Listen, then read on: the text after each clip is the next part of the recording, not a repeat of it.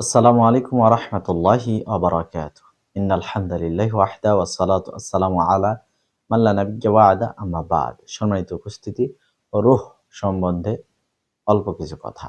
আমরা আমাদের শরীরটাকে সুস্থ সবল রাখার জন্য কোন খাবারটা আমার জন্য ভালো, এমনকি কোন তেল খেলে পরে আমার পেট ঠিক থাকবে, আমার শরীর ঠিক থাকবে, সেই তেলটা আমরা বাছাই করে খাই।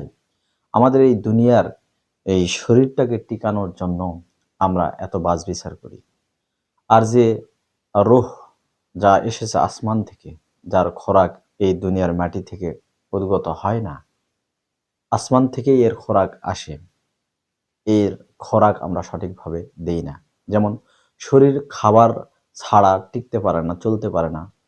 ঠিক তদ্রূপ রূহের খোরাক না পেলে রূহ অসুস্থ হয়, রূহ মৃতপ্রায় হয়ে যায়। সম্মানিত উপস্থিতি, ইবনুল কাইয়িম রাহিমাহুল্লাহ বলেছেন, তোমরা ৩টি জায়গাতে রূহ তালাশ করো, খোঁজো। ১. জিকিরের মজলিসে। ২. কোরআন তেলাওয়াতের সময়। আর ৩. নিরিবিলি সময়। এই ৩ জায়গায় যদি তোমার রূহ খুঁজে না পাও, তাহলে তুমি আল্লাহর নিকটে প্রার্থনা করো, কেননা তোমার রূহ নেই।